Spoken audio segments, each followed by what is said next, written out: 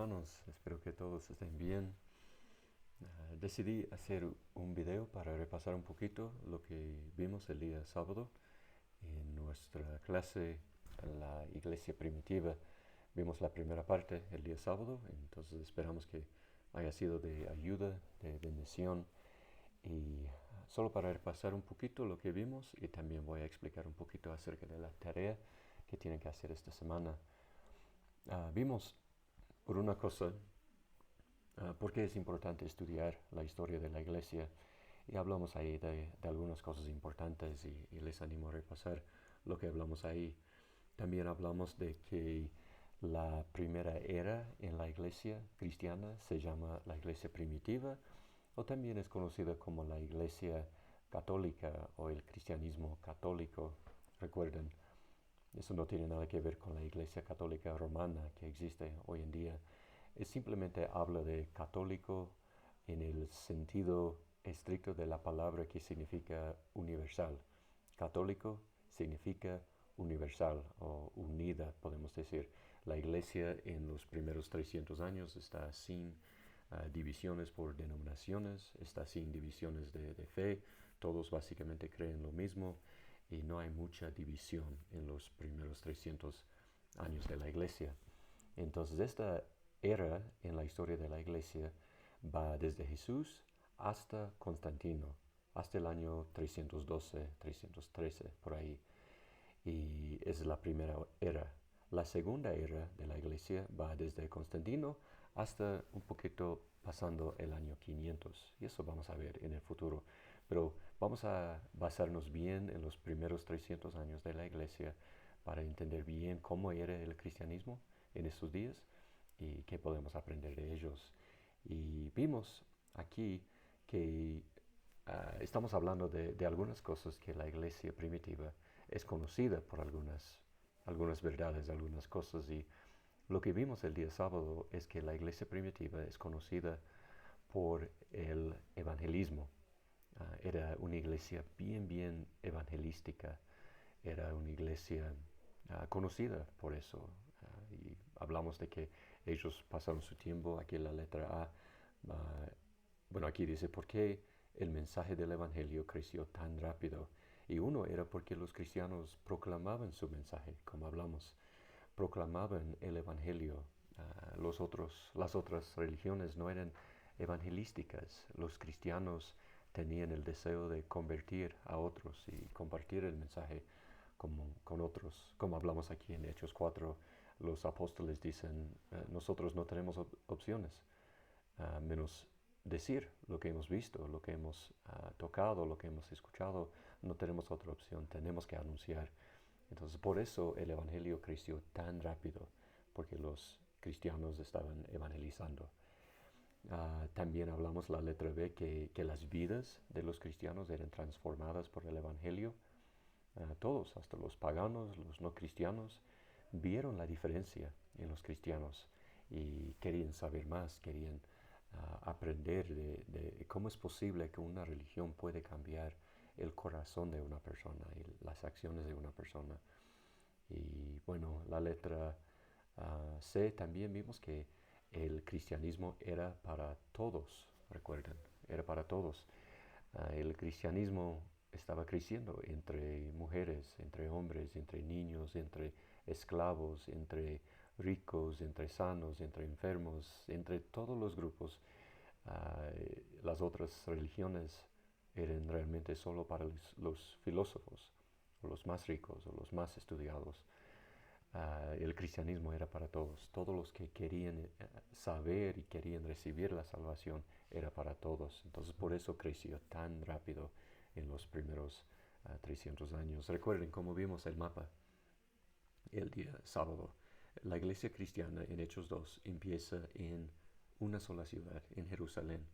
Y cuando llegamos a Constantino, unos 300 años después, la iglesia ya había crecido a todo el imperio romano. O sea, un lugar que incluye muchos países diferentes, un montón de ciudades y provincias y pueblos, y la iglesia cristiana está realmente explotando en su crecimiento. Y decimos, ¿cómo es posible? Y eso es lo que estamos viendo. están evangelizando. Es un mensaje que era para todos, es un mensaje que cambia vidas.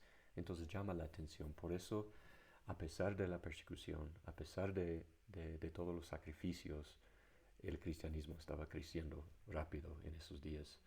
También la letra D, el cristianismo ofrecía una creencia basada en la realidad.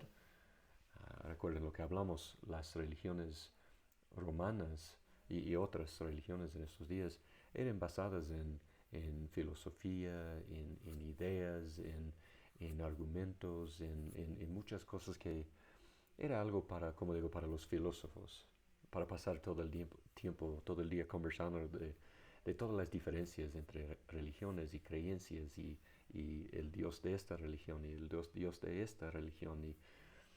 Y llega, en medio de todo eso, en toda la filosofía de religión en esos días, llega el cristianismo, que no se basa en filosofía, sino que se basa en realidad, en hechos verificables.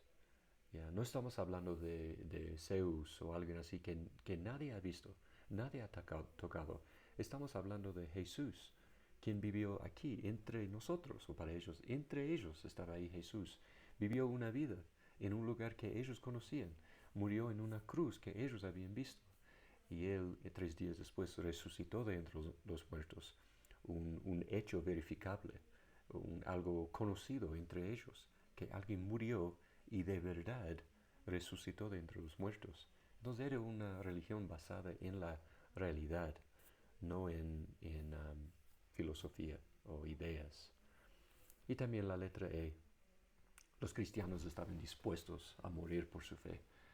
Y esa es otra razón por la cual la iglesia cristiana en los primeros 300 años creció tan rápido, porque los cristianos estaban dispuestos a morir por su fe. Y vimos palabras de algunos de nuestros hermanos que murieron por su fe, por ejemplo, Policarpo, Ignacio, son personas, ellos eran discípulos de Juan, el apóstol, eran discípulos de él y ellos murieron por su fe en Jesucristo. Y esas son las palabras que ellos dijeron antes de morir.